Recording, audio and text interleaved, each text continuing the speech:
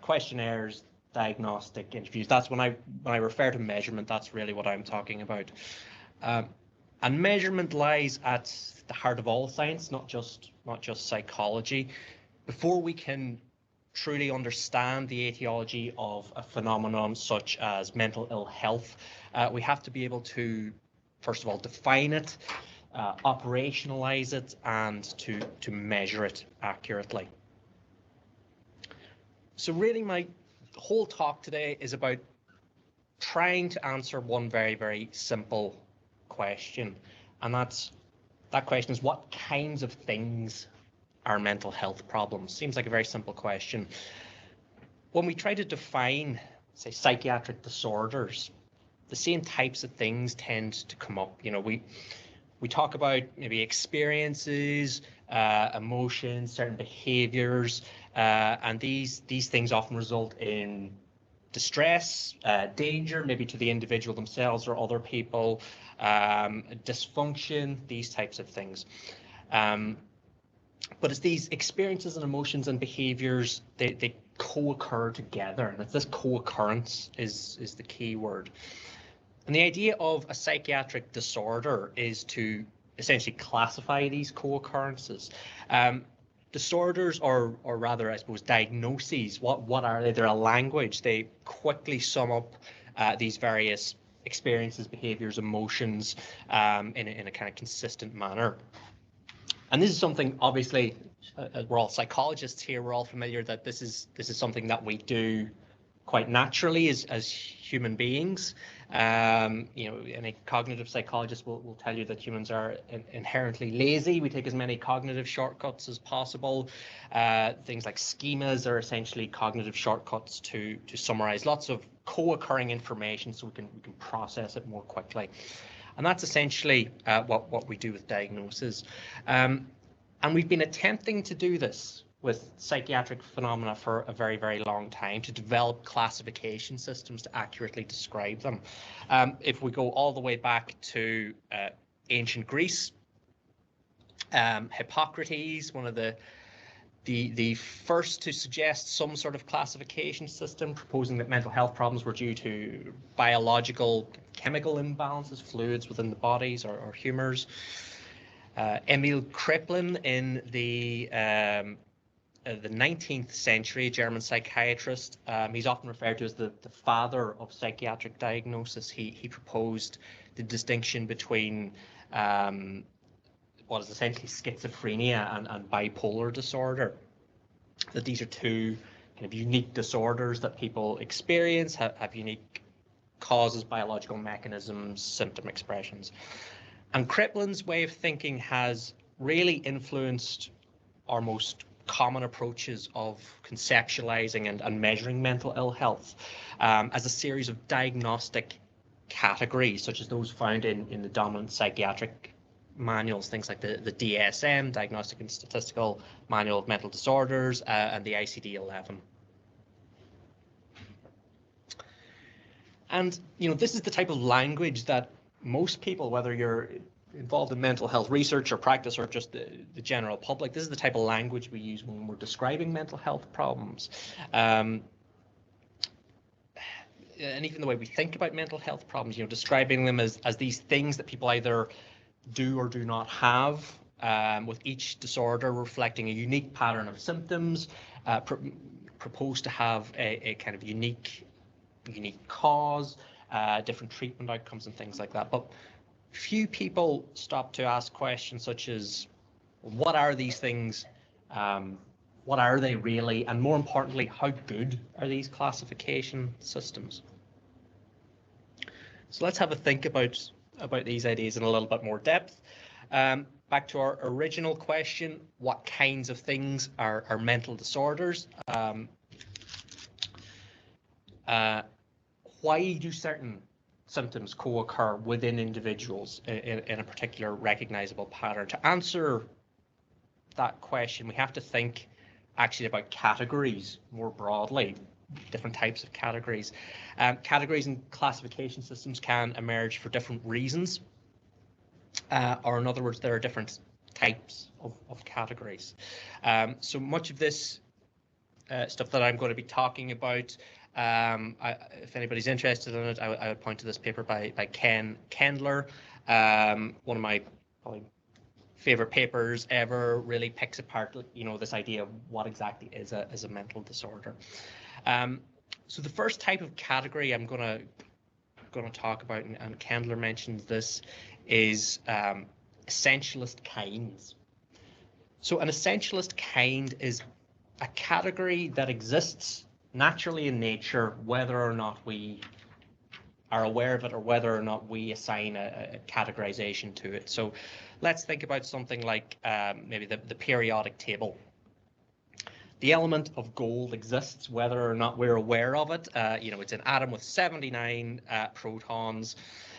Any atom that has 79 protons is gold. Any atom that has more or less is not gold. It's very defined. It exists in nature.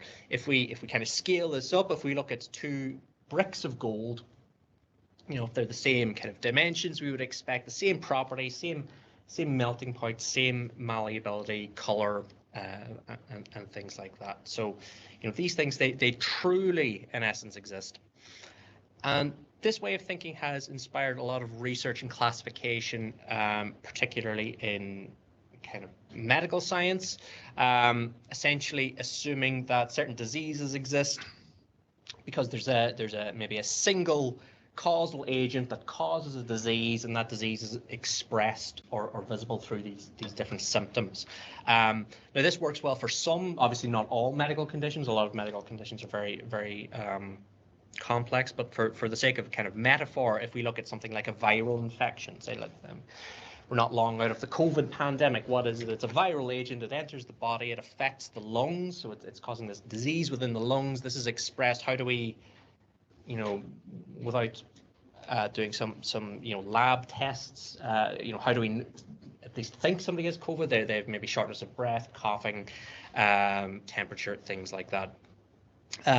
If we look at some maybe a cleaner example, I guess, maybe some monogenetic diseases, so things like sickle cell anemia linked to a particular gene variant that causes these health problems.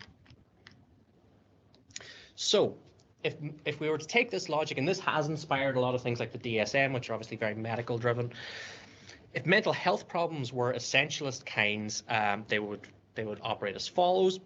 Some risk factor, be it external or internal, maybe some sort of biological predisposition, causes a specific mental health disorder or mental disease. Presumably this disease has some sort of biological basis, you know, some abnormality in the brain, something like that. And this causes an individual to display a range of observable characteristics or symptoms. So this could be, if we think about something like depression, it could be, you know, low mood, guilt, sleep difficulties. So under this way of thinking, the only way that these three symptoms that I've just talked about co-occur kind of at greater than chance levels within an individual is because of this underlying disease that's been caused by something. You know, it's a nice and simple explanation for things. And if you treat this underlying disease, then in theory these symptoms then should stop co-occurring. And like I said, this way of thinking has influenced our diagnostic manuals. After the publication of the DSM-3, which is in the 1980s, where a lot of our most kind of widely discussed mental health problems kind of emerged from, it was some quite bold claims were made that we had kind of cracked the code in some way, that we've sort of accurately defined all forms of mental health problems. This particular quote, I think is quite interesting. Franklin, psychiatry today stands on the thresholds of becoming an exact science as precise and quantifiable as molecular genetics. Ahead lies an era of psychic engineering and the development of specialized and drugs and therapies to heal sick minds. So basically making the claim, okay, we've cracked the code. We know what each individual disease, mental disease looks like. Now it's only a matter of time before we find unique genes, unique biological explanations. We'll develop all of these unique treatments for each individual disorder, and we'll make tremendous progress. Now, as we all know, in the decades since then, that progress hasn't really emerged. For most common mental health problems, there are no reliable biological markers. You can't scan somebody's brain, somebody who has major depression and somebody who doesn't have major depression. You might not see any differences there. Genetic research, again, not. If we think back to the sickle cell anemia, there's no real, for most common mental health problems, we don't see a similar pattern where, we haven't found a gene for major depression, a gene for, or a single gene for schizophrenia, a single gene for social phobia. Any genetic effects that we have found are quite polygenetic. So lots of different genes having very, very small effects on lots of different psychiatric categories. There's also the issue of comorbidity, in the sense, and by comorbidity, I mean people having or meeting the diagnostic criteria for more than one disorder at any one time. Now, if we think back to what an essentialist kind is, there's supposed to be very defined boundaries between categories. Like I said, gold has 79 atoms, it's gold. If it doesn't have 79 protons, it's not gold. Whereas comorbidity is the rule rather than the exception. Anybody who meets the classification for any psychiatric disorder, there's a 50% chance they would also meet the classification or the criteria for a second disorder. If you meet the criteria for two, you've got a 50% chance of meeting the criteria for a third, and so on. So it suggests our boundaries are very, very imperfect. And because there's no clear and obvious causes for a lot of our mental health problems, we find ourselves in these situations where we've got these quite problematic and somewhat circular logic. So here's just an example of two. If you're prescribed to the strict old school psychiatric orthodoxy, you could find two either researchers or clinicians having this conversation. One asks the other, why is this man hallucinating? Well, the answer to that's obvious. It's because they have schizophrenia. Okay, well, why do they have schizophrenia? Well, it's because they're hallucinating. We're finding, when we're not building causes into our description of things, we find ourselves in these situations. So it looks like thinking about psychiatric disorders as an essentialist kind isn't, they don't seem to meet the criteria, basically. Let's see what some of the most influential bodies say about this. If we look at the American Psychiatric Association, this is a little bit of text from I think it's one of the introductory chapters or forewords in the DSM, the most recent edition, DSM-5, and they state that the symptoms contained in the respective diagnostic criteria sets do not constitute comprehensive definitions of underlying disorders. Rather, they are intended to summarize a characteristic syndromes of signs and symptoms that point to an underlying disorder with a characteristic developmental history, biological and environmental risk factors, neuropsychological and physiological correlates, and typical clinical course. Now, I've done this talk or variants of this talk many times. I must have read that particular paragraph about 50 times, and I still don't really know what they're saying there. They seem to be saying disorders, they're kind of these essentialist kinds. They might be. We're not 100% sure. To me, it's almost like a bit of a get out of jail free, not wanting to commit kind of argument. So let's look at another. So essentialist kinds doesn't look like disorders meet that criteria. Let's look at another type of categorization, practical kinds. So these are classification systems that don't necessarily have to exist in nature. Rather, we as humans create them. And the idea is that they serve a useful purpose. So let's look at an example of a practical kind. So say I'm an avid reader. I've built up over many years a large library of books. I want to go back and read my favorites, but I've got so many, it's difficult. I want to create some classification system to help me organize things, to help me access the books I want. There's different ways you could go about this. You could go with the tried and tested kind of alphabetical, maybe based on author.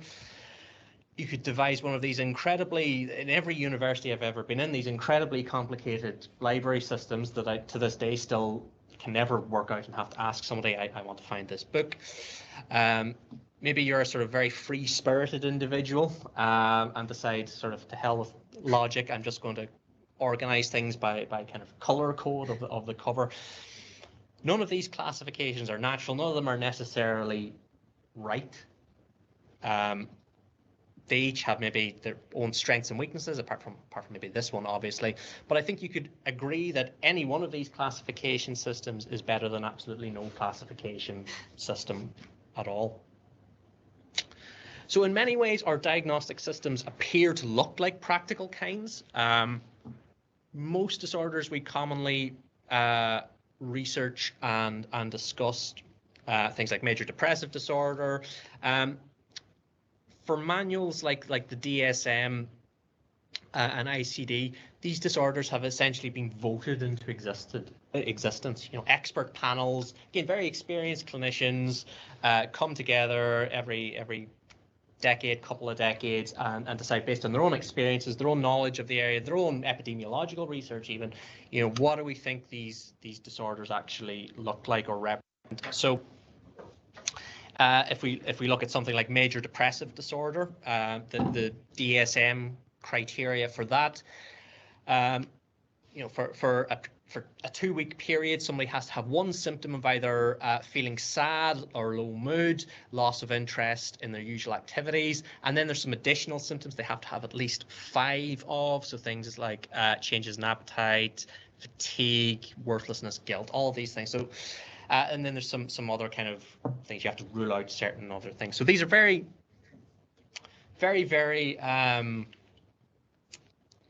detailed rules to kind of meet the diagnostic criteria for these things. But again, they're, you know, the term DSM, Diagnostic and Statistical Manual, is a little bit misleading, you know, because not a lot of statistics have informed these, at least not traditionally. We're getting better at it, but not traditionally. But again, if these are a practical kind, these things don't have to exist necessarily in nature. If they're a practical kind, if they're of some use to us, then maybe there's justification for that. And there are many ways that this kind of practical kind approach has been beneficial. It's standardized things, allowed us, you know, consistency and comparability, maybe across countries, across time, by having an accurate description of, I guess, illness. We're better placed to at least investigate it if we haven't already discovered the etiological causes. And I guess the rationale is that by knowing what specific disorders look like, we might be better placed to identify the most appropriate treatment.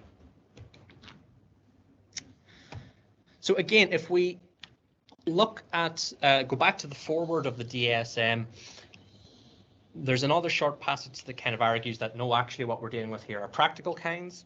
The diagnosis of a mental disorder should have clinical utility. It should help clinicians to determine prognosis, treatment plans, and potential treatment outcomes for their patients. So exactly what I was just saying there. That's the whole rationale with this approach. The only problem is that the categories that we use aren't very good. So they're kind of not meeting the main criteria that they're supposed to. So this is just an example of some of the field trials for the most recent edition of the DSM. Looking at things like basic inter-rater reliability. If you have 2 clinicians assessing the same individual, how often will they, you know, settle on the same diagnosis? And the overall, the reliability was deemed to range from poor to fair, depending on the particular type of diagnosis we're dealing with. So it suggests that our current system not terribly reliable. If we think about things like our treatments, you know, the idea was, okay, we have all these different disorders, so we can give the best treatment for each disorders. But if we look at the treatments that are available to us, if we think about medication, I mean, there's 3 types of medications, really. There's antipsychotics that'll help with hallucinations, things like that. Lithium that'll regulate mood, and antidepressants, which will have some effect or treat basically everything else to some degree. or disorders as well. You know, there are few, I mean, there are exceptions, but there are few disorder-specific therapies. So if we think about things like, you know, CBT, the principles of CBT can be used to treat lots of different lots of different disorders. So again, we can see we're not really meeting the criteria for proper practical kinds either. So again, if we go back to the foreword of the DSM, it's kind of saying it positions psychiatric disorders as somewhere between perhaps essentialist kinds and practical kinds, but we can see from the evidence that the diagnostic disorder approach doesn't really excel as either one of these types of categories. So what are the alternatives? There are more and more alternative classifications being proposed. A popular one that's gained a lot of traction over the last maybe 2-3 decades is the hierarchical taxonomy of psychopathology, also known as HiTOP. And this is basically a quantitative alternative to traditional diagnostic kind of voting disorders into existence. And what this approach does is it uses data from either surveys or interviews of thousands of participants. This is what it's based on. People are asked to report different symptoms. The HiTOP approach then applies statistical techniques like say factor analysis to identify groups of problems that are most likely to occur. So if you ask about different symptoms of depression, anxiety, antisocial behavior, oppositional defiant disorder, some psychotic type symptoms, and apply these kind of data reduction techniques, what you'll find is that a lot of these disorders kind of group together. So rather than hundreds of specific diagnosis or diagnostic constructs, the idea is, well, maybe we should be looking at these much broader. Let's broaden the conceptualizations of the types of experiences people have. These dimensions, they're proposed to be continuous rather than kind of strict categories, not a case of you either, you meet the criteria for depression, you have depression, or you don't have depression. These are proposed to be these kind of naturally occurring continua. Everybody probably falls somewhere. For instance, factor analytic studies have shown that symptoms characteristic of disorders such as depression, anxiety, phobia, some OCD, these tend to group quite strongly together. This factor is often called the internalizing factor, a kind of emotional problems factor. And it's proposed that everybody kind of falls somewhere on this continuum. Maybe what we traditionally considered as something like depression is people who are maybe further down the extreme end of the continuum. So what are the scientific benefits to this approach? Again, a lot of empirical studies. As of 2021, there were over 500 empirical studies, again, most using variations of factor analysis, supporting the structural validity of this approach, I guess. Studies have found that working at the broad dimension level is more effective at predicting treatment outcomes. Also, again, back to genetic studies, I already mentioned there's this more kind of polygenetic effect impacting multiple disorders. So when you're dealing with these broader dimensions, you might see stronger effects there. Also, things like more reliability and validity. Statistical ranges can be developed. So we know it's all right dealing with continua, but we know that in clinical practice, unfortunately, categorical decisions are unavoidable. Most day-to-day clinical practice is categorical in nature. Is this person suffering enough to warrant treatment? If so, what type of treatment do they have? Are we going to do psychotherapy, medication, some combination of both? But rather than basing so there's got to be a cutoff somewhere, I guess, but rather than basing them on these kind of arbitrary DSM type rules, the empirical data in the likes of HiTOP can be used to maybe derive more quantitative cutoffs that should, in theory, be more reliable. Although they are empirically driven, we do, however, run into many of the same problems actually that we see at the lower disorder level. So a ton of research, again using factor analytic models, has modeled, you know, survey data like this in large samples, and when doing this, when looking at these broad dimensions, what has consistently been found is that the dimensions themselves, even though they're quite, I guess, conceptually distinct. So if we look at something like internalizing, you know, the more emotional problems, externalizing the more antisocial behavior, substance use, those types of difficulties, even though qualitatively they're quite distinct, if you look at the data, the correlations between these actual dimensions are remarkably high. So on average, they look, you know, across a range of different studies, you tend to find a correlation of about 0.6. So in some ways we have the same issue of comorbidity. We've just kind of shifted it up one theoretical level. Instead of co-occurrence of psychiatric disorders, now we're looking at correlations between dimensions. This has left high top researchers. I've done some research in this myself to propose an even higher order factor, the E factor, a general factor of psychopathology, a bit like a mental health equivalent to G, general intelligence. Basically a kind of superordinate factor that accounts for all co-occurrence of psychiatric symptoms and basically explains everything. Statistically, P is fantastic. It works, you know, you fit your data to these models. It fits terribly well, very, very well, explains a lot of covariation. But the question is, again, well, what does this actually mean, and what's the practical utility of something like this? How can this be used to inform maybe day-to-day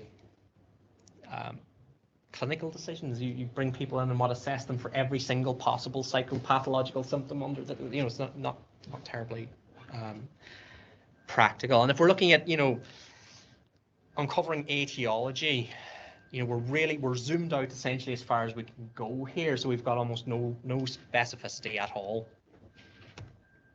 So that's really where the network approach comes in.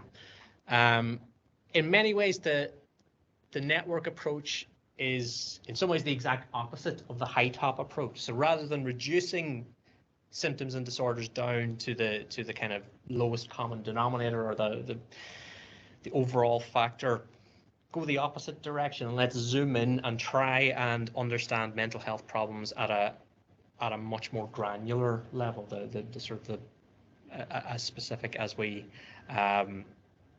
can get. So in other words, we're sort of embracing the complexity of mental illness. So let's and this is where I think we start to see maybe some of the overlap with what Miguel was talking about this morning. So let's explore this idea in a little bit more depth.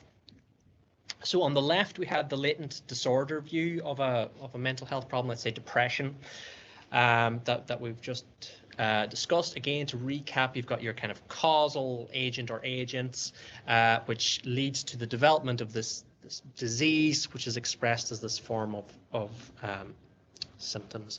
The network approach on the right here, in some ways, cuts out the middleman. It cuts out this idea of there being a disorder at all, and focuses purely on the symptoms themselves and how they interact as a complex system. So suggest that, let's say, okay, we've got a trigger here.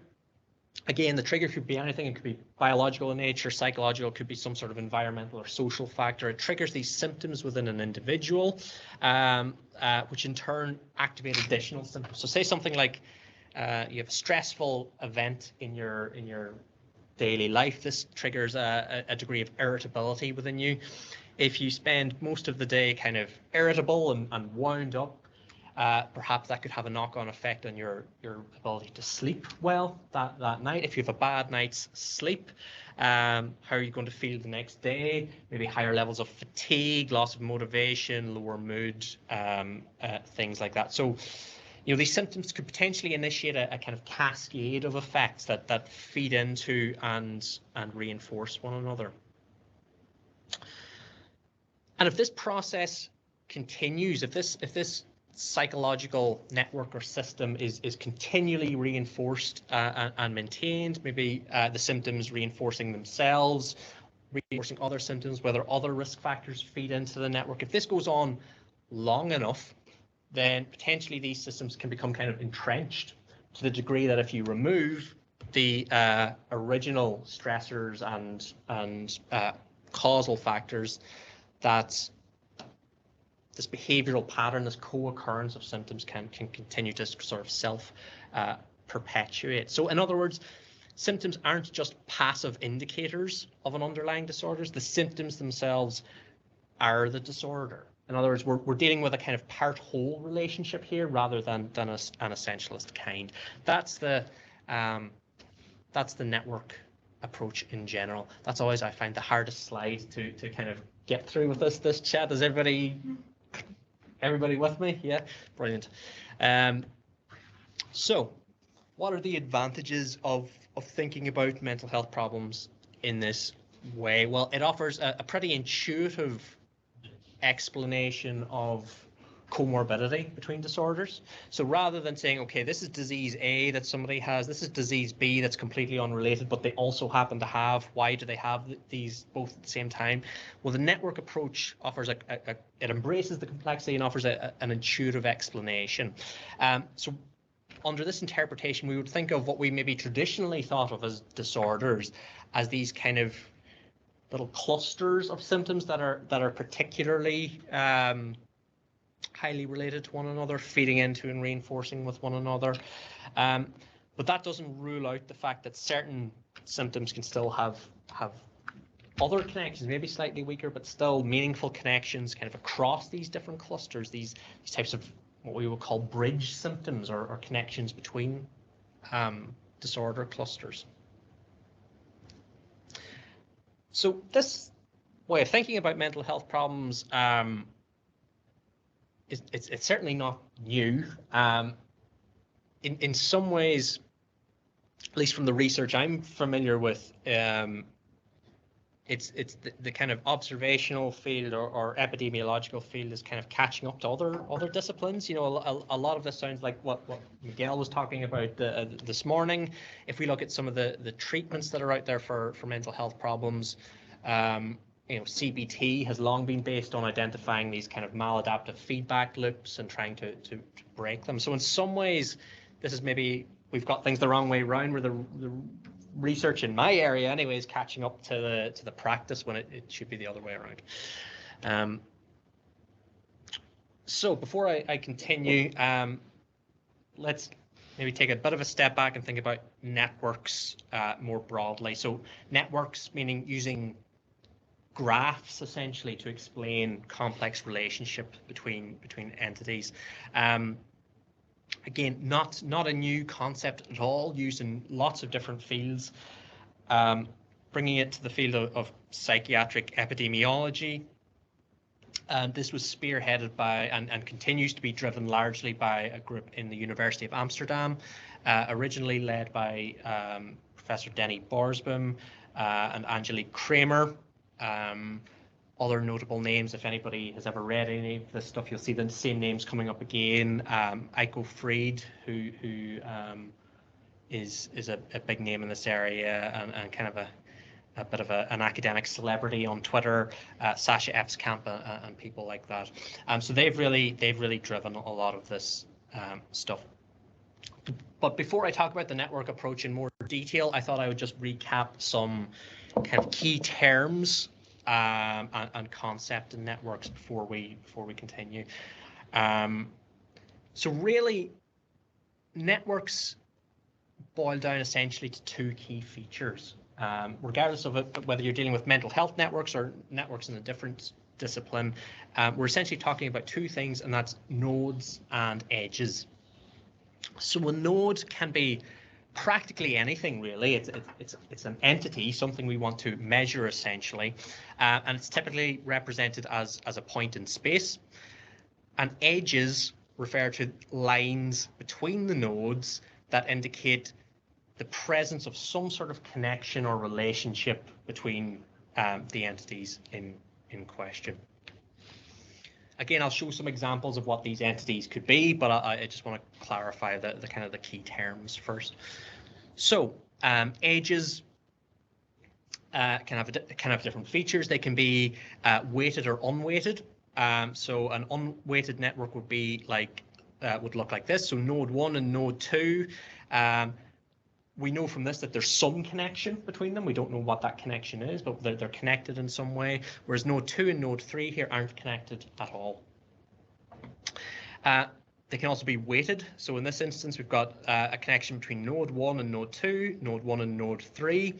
And I've denoted the strength of the relationship based on the thickness of the line. So in other words, these two pairs are related, but node 1 is more strongly related to node 2 than it is to node 3. They can be positive or negative. Maybe that's not the correct terminology, but I guess you can encode information that indicates how certain nodes are related. So in other words, if one node, for instance, increases, does another node increase in parallel, or if there's a kind of positive connection, there's a negative connection as one node increases, as you intervene, as you do something to one node, the opposite happens to another node. So we can have kind of different directions in effect. And again, nodes can be directed or undirected.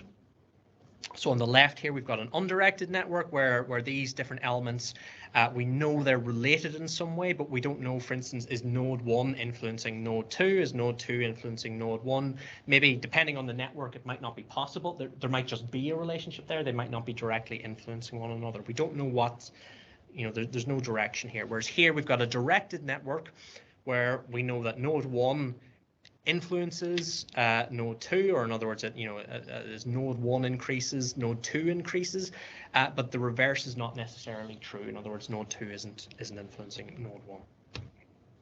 And you can have any combination of those types of features in your network. You could have a kind of completely undirected, unweighted network up to a much more complex, directed, weighted network.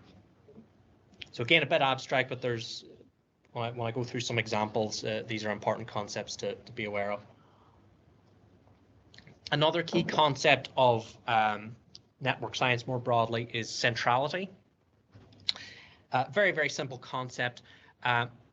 Basically a means of identifying what nodes lie at the heart of particular networks. So if we look at this hypothetical network here, just eyeballing this graph, I can probably make the judgment that node number 3, it's placed right at the middle of the network. It's connected with lots of different things.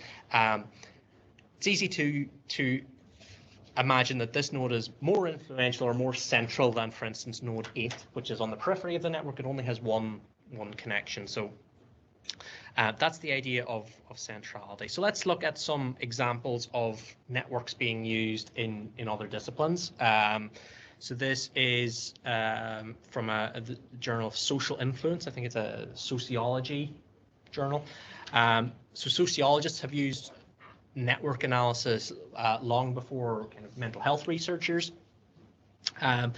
Here they were trying to map out like a friendship network in a university fraternity. And I think the idea was they wanted to identify who's king of the castle in this particular fraternity, and they also wanted to see, did smoking have a particular impact on the kind of structure of friendship. So basically every node in this network represents an individual living in this fraternity house. I think there was 37 of them. The color coding reflects whether they were smokers or non-smokers, and basically they were given a list of every other member of the fraternity and asked, are you friends with this particular person, yes or no? And from those responses, they were put into a network, and we see something like this. So we see this kind of closely knit, I believe the reds were smokers. We see this kind of quite closely connected group of kind of people who considered themselves friends. They were all smokers, suggesting that this leads to the development, I guess, of friendships and bonds, maybe because you're standing outside smoking together all the time, something like that. Again, I'm not a sociologist. I just thought this was an interesting example. Airports used in travel quite a lot. Aviation, if we think, we've probably all heard the term that certain airports are real transport hubs.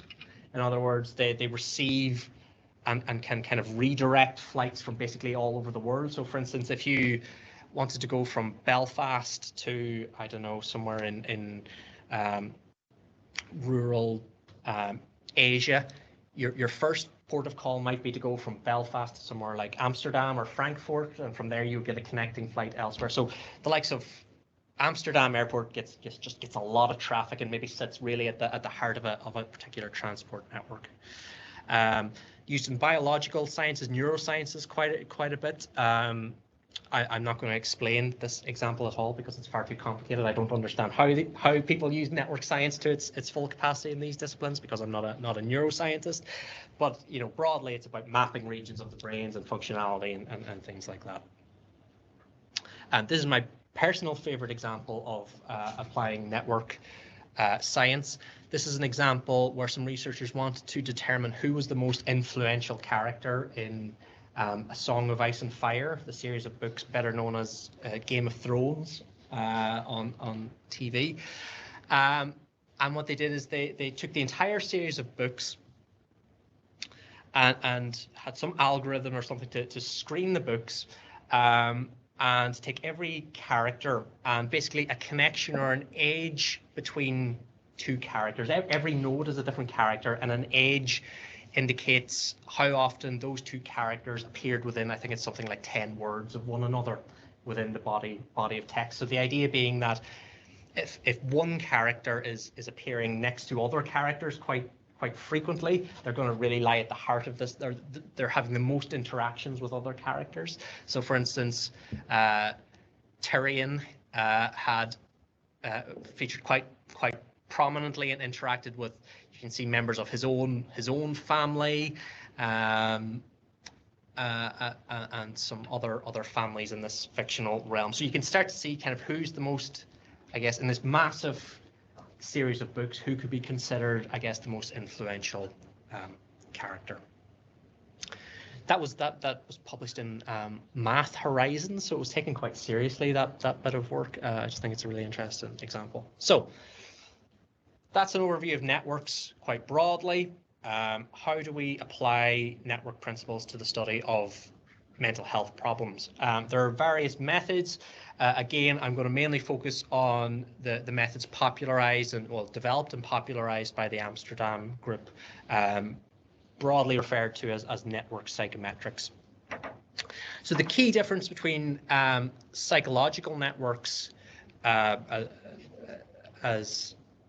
I would conceptualize them, and traditional network analysis is that, well, what are the nodes and what are the edges represent? So typically in a psychological network or psychopathological network, the nodes represent specific symptoms. So your low mood, anxiety, really at that granular symptom level. And the edges represent, the edges have to be estimated. They typically represent the correlation between symptoms. So most of these networks, they're based on epidemiological data sets. So clinical samples, convenience samples, but again, relatively large data sets for we're talking typically in the hundreds, if not thousands of individuals, completing survey questionnaires, completing diagnostic interviews, those types of things. That's the type of data we use here.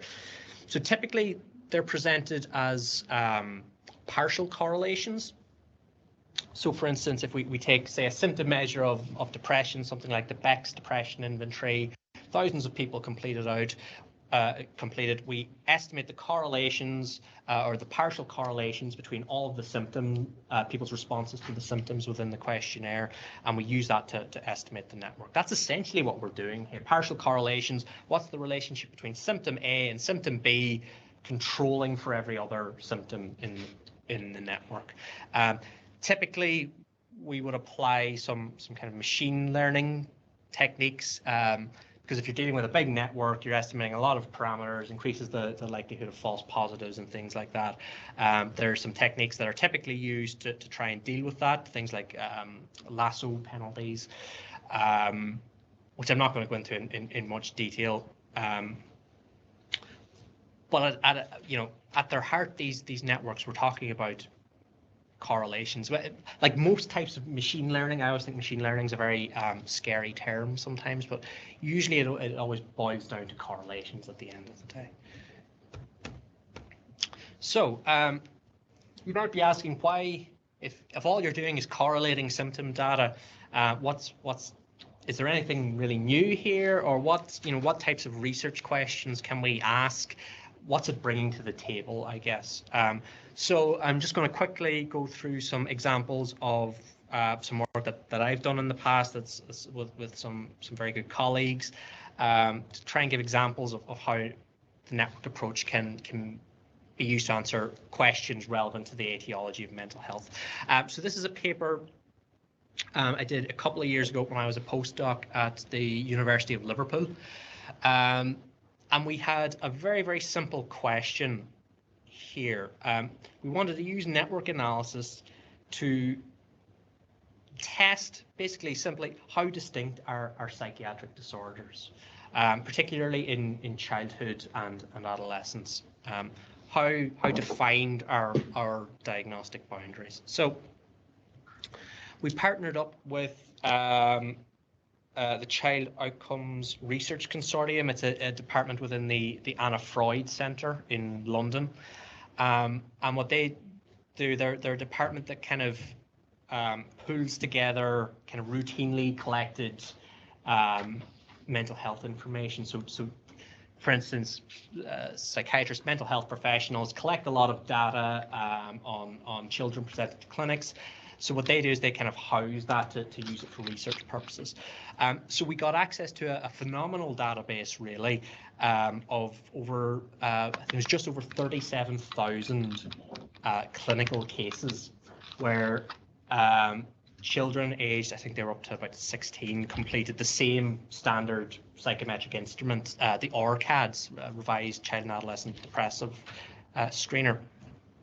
What it is, very simple, a 47-item questionnaire can be divided into 7 subscales reflecting DSM-style disorders. So things like separation anxiety, social phobia, generalized anxiety disorder, panic disorder, obsessive compulsive disorder, low mood, major depression, that type of thing. So basically, what we wanted to say is, okay, let's feed all of this information into a network. If these disorders actually exist as essentialist kinds, or practical kind, well, not probably as essentialist kinds, what we would expect is a very clustered network. We would expect these kind of little clusters of symptoms feeding into, reinforcing one another potentially, and maybe some kind of crossover that would explain the comorbidity. What we actually found was this. Basically, everything was connected to everything, all 47 symptoms. We ran some additional algorithms to try and pick out clusters. We found some evidence of clustering. In other words, certain nodes were likely to be more strongly connected to others. They formed these little patterns. But there's ways of assessing kind of how refined or how strong the general clustering is. We found it wasn't particularly strong. We found they were relatively close to the DSM categories, but they weren't perfect. We had this quite strong kind of generalized anxiety factor or cluster that was kind of seemed to be sucking up a lot of the symptoms, I guess. So, I mean, the take-home message, again, we were using a relatively complicated technique here to answer a very, very simple question, and the answer was, well, how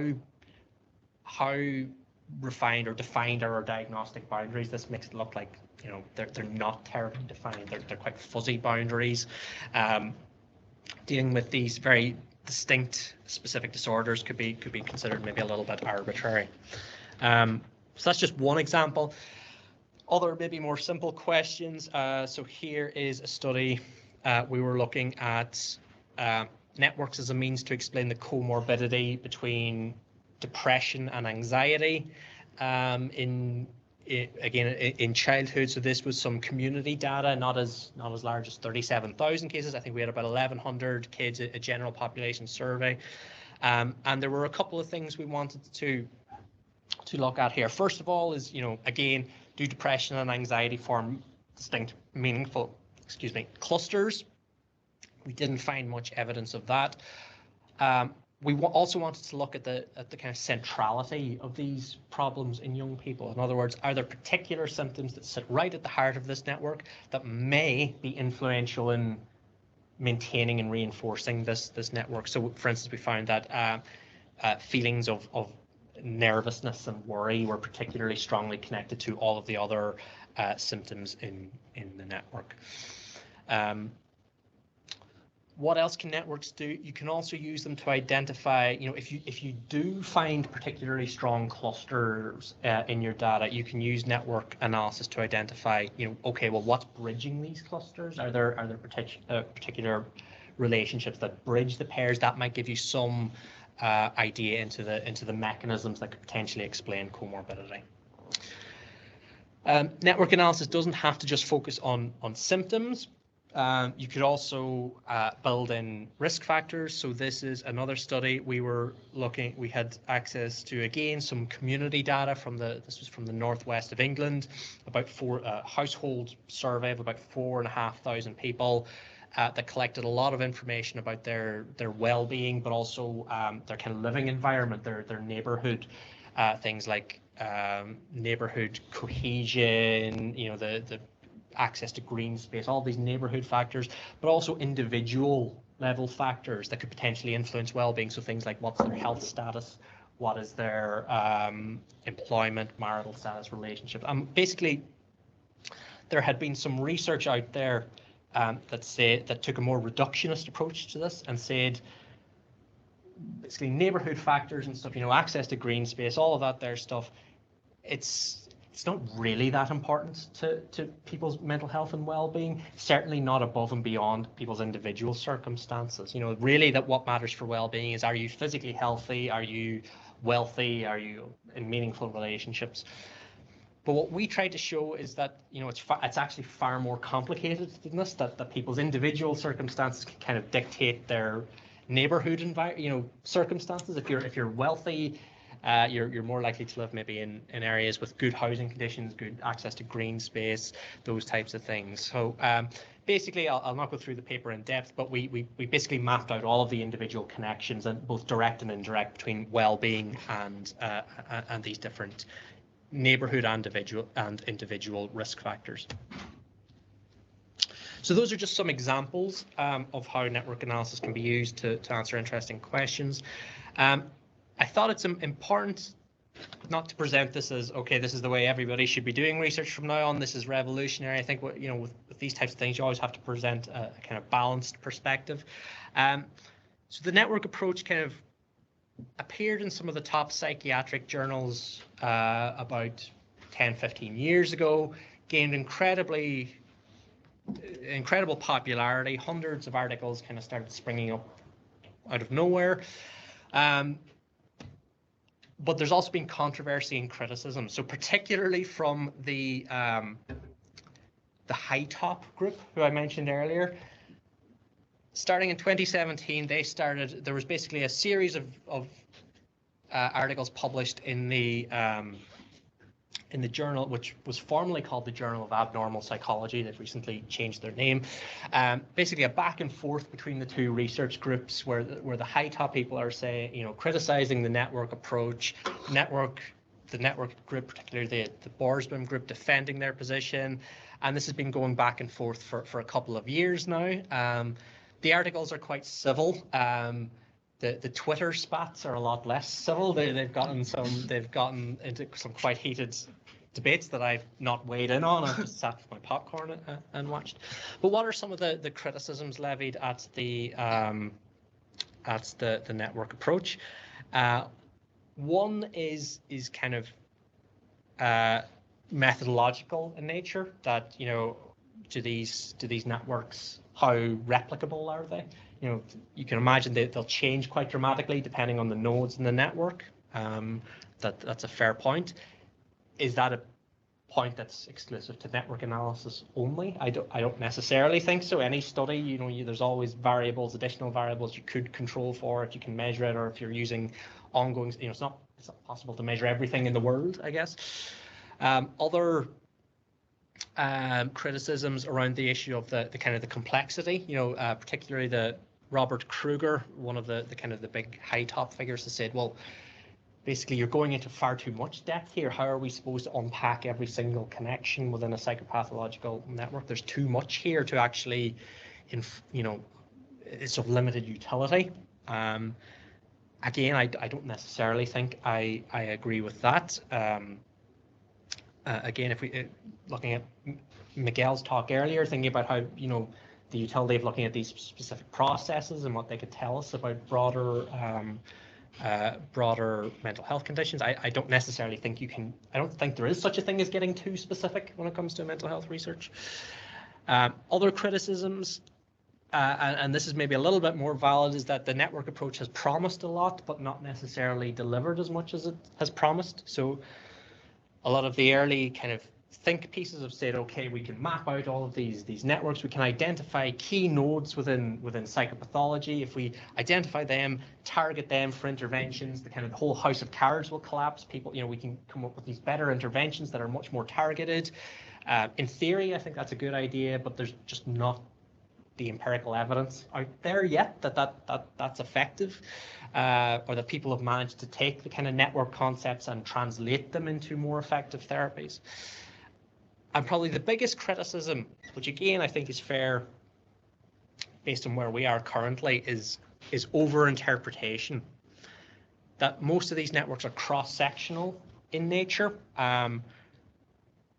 Certainly the ones I've just shown there, a lot of the research I've done is cross-sectional data.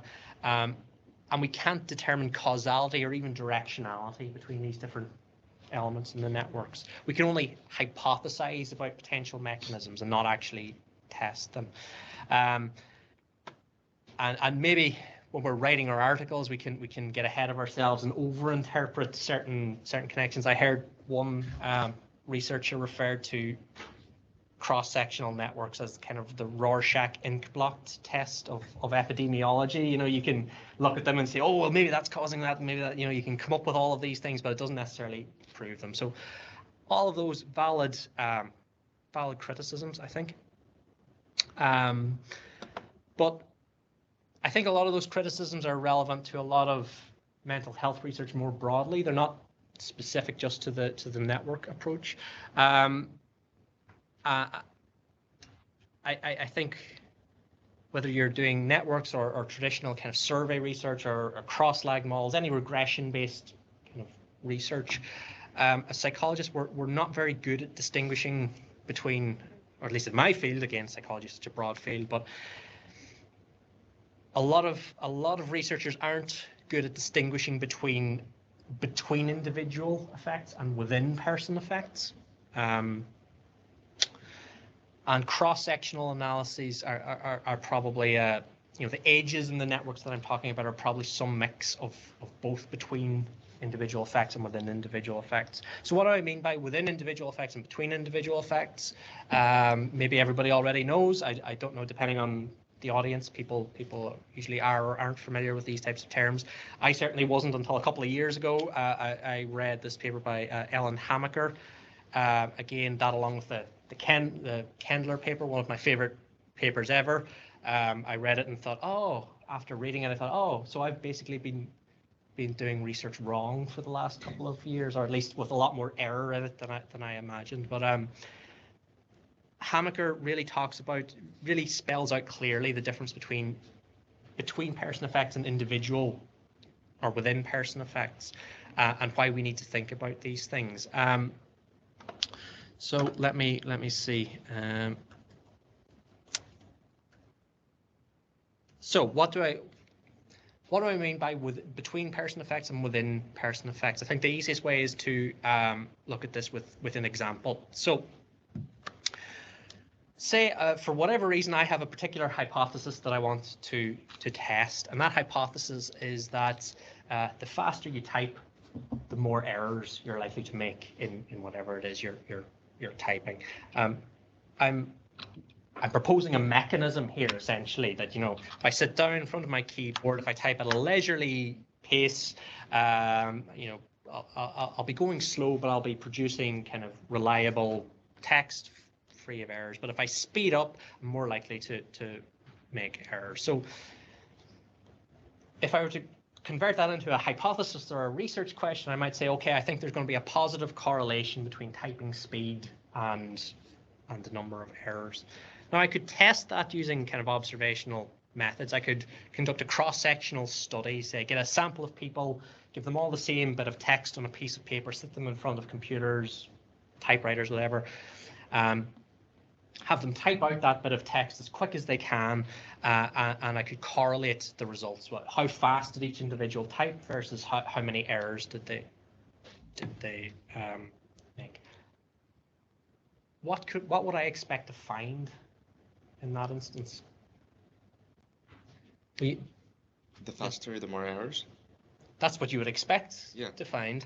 If you did that cross-sectional design, you might actually see something like this, that there's a negative correlation between typing speed and the number of errors, which suggests that the faster you're typing, the fewer errors that you would make.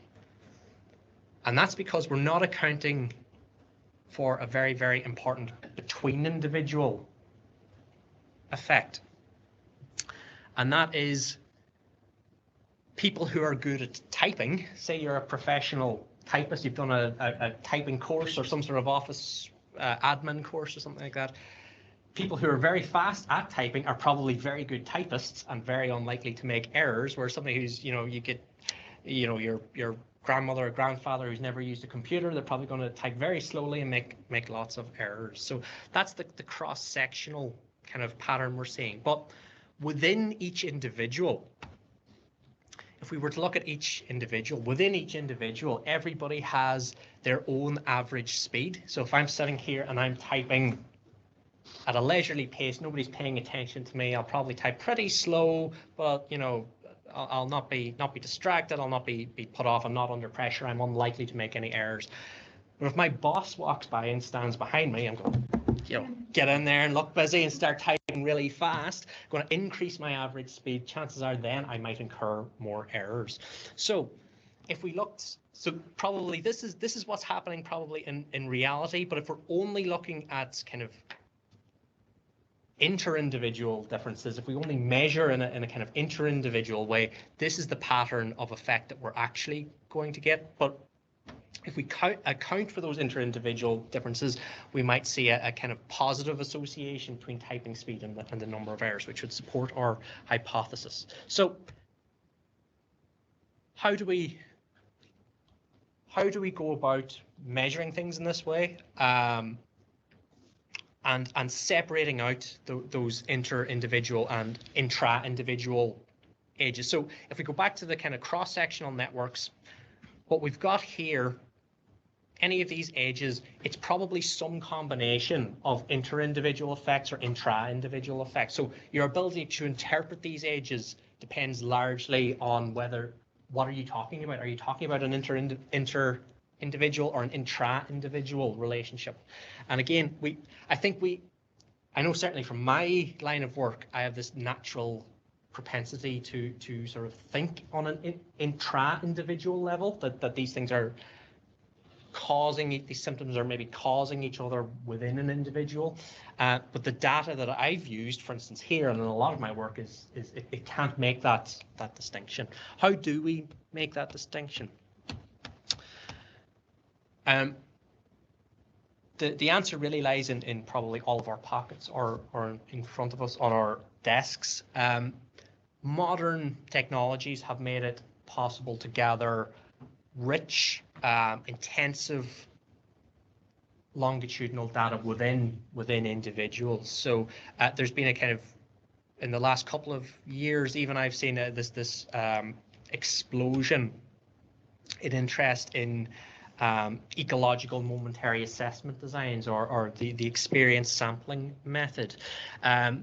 So in kind of the mental health research I'm familiar with, these types of studies look like this, where you get a group of participants to complete, say, self-report survey data, but intensively, maybe multiple times per day. Maybe they use an app, get a notification, okay, how are you feeling? Happy, sad, lonely, not lonely. Very short surveys, but repeated within days, across multiple days, over maybe a week, a couple of weeks or something like that.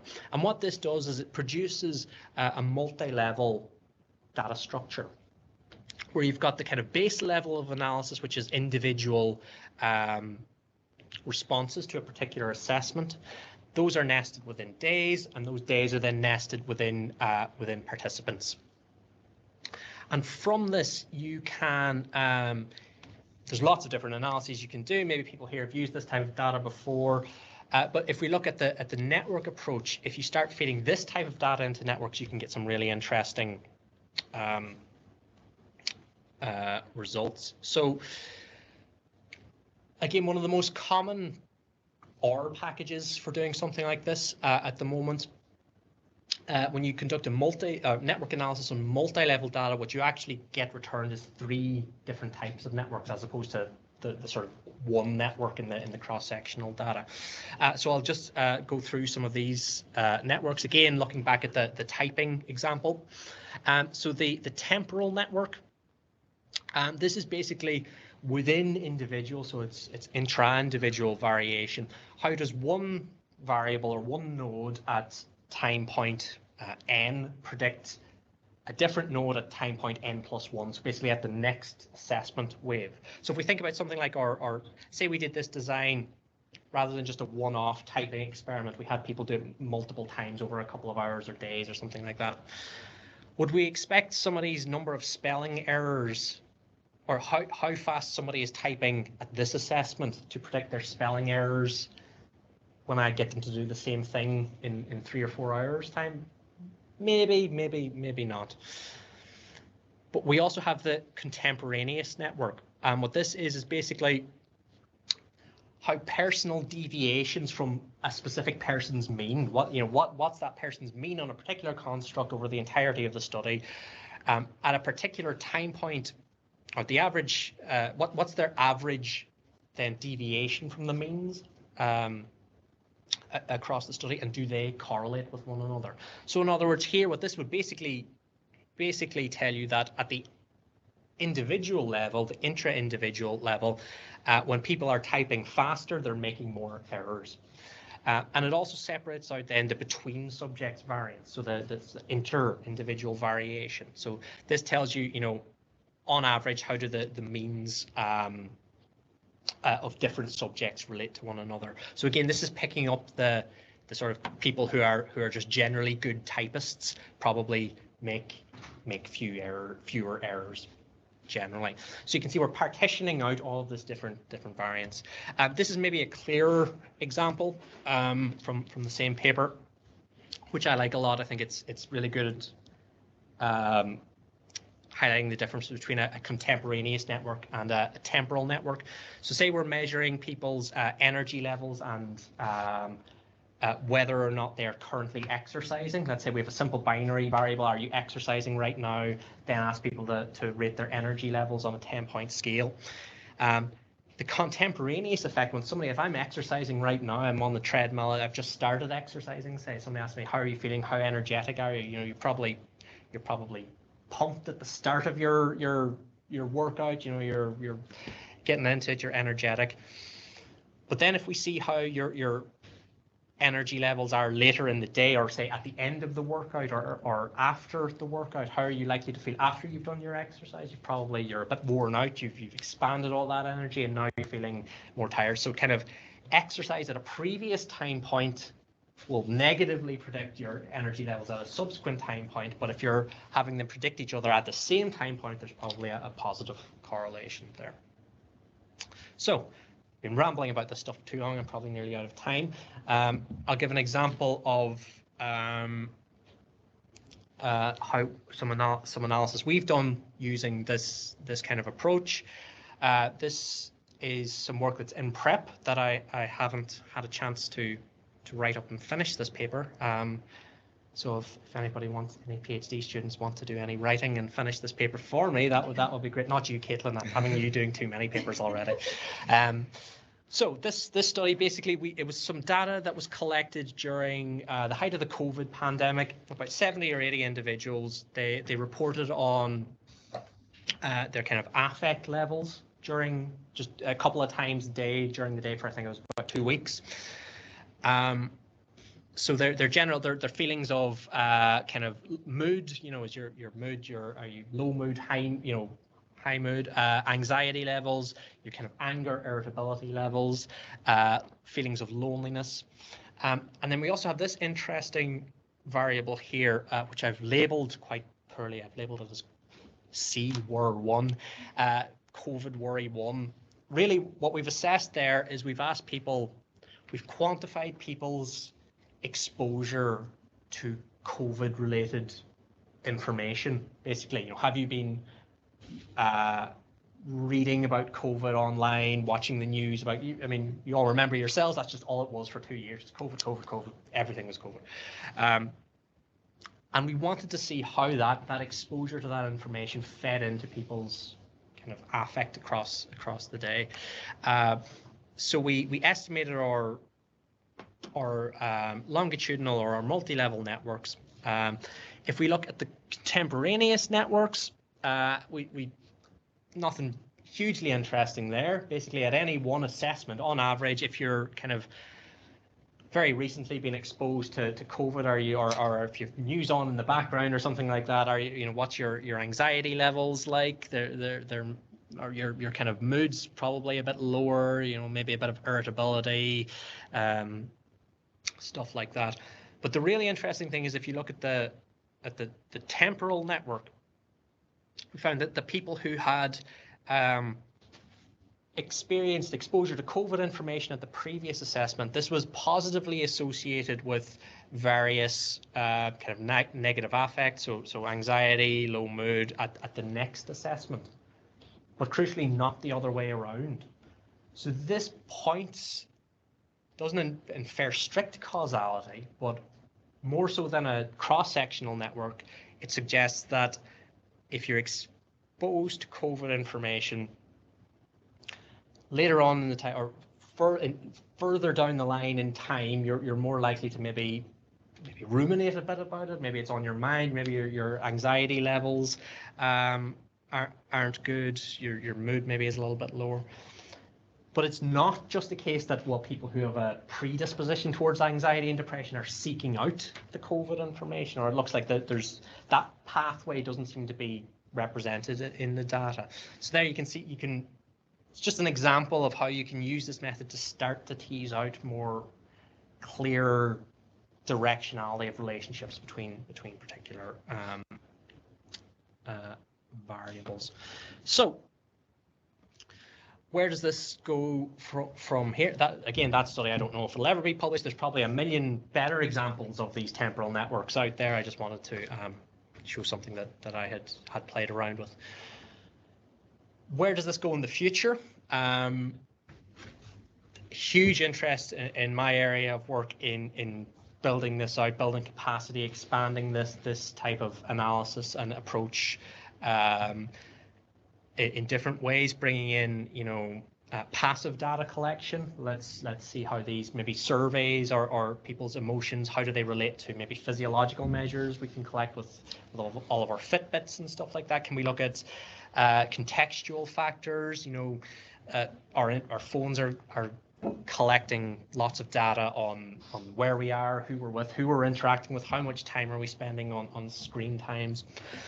There's a lot of efforts being put into, okay, how can we link all of this data up and take this intensive longitudinal data and see, can we model these networks to see how these things are feeding into and reinforcing one another. And I think this is something that's going to become more and more widespread, more and more common. I was at a conference a couple of weeks ago. Some colleagues of mine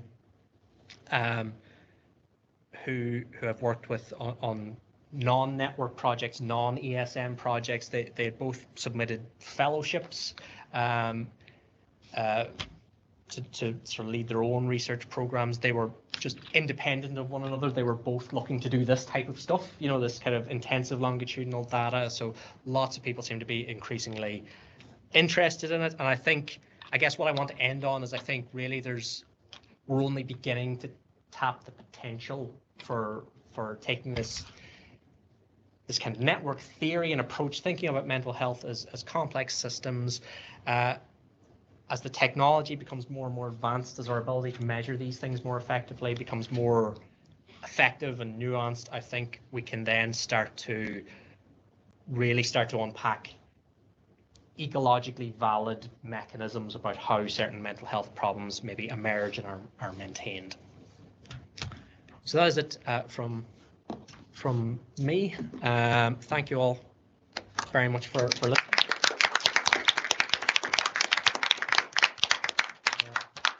Yeah, happy to we've got the panel session later, don't we? So happy to take any questions there. Does that leave us slightly early for lunch? Slightly early, yeah. I mean, we still have 10 minutes. If anybody has any questions now for this particular session.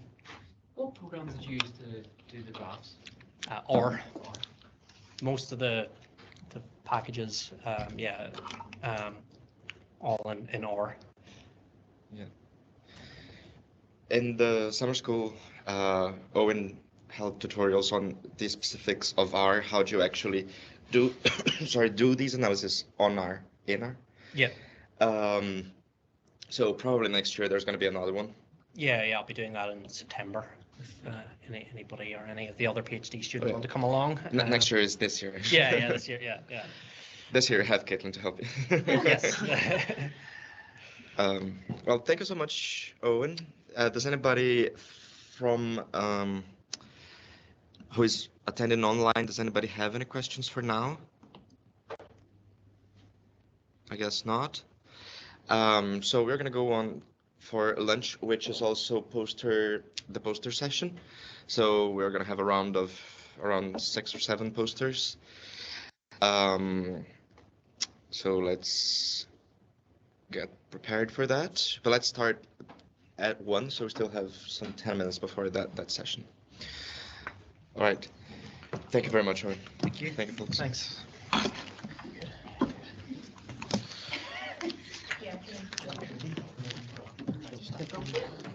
Good. Finished baseline there today. So really use of this behavior. Oh, thank you very much. Actually got some. Yeah. Well, but it's actually quite rude. Yeah, like say this is the kid target special education need. And here's all the stuff around him. This kid goes says Archie's really weird. This kid goes, yeah, no, Archie's weird. He's sitting right there. You know, they're talking about it, and Archie's like, I was approaching this from that trying to like engage with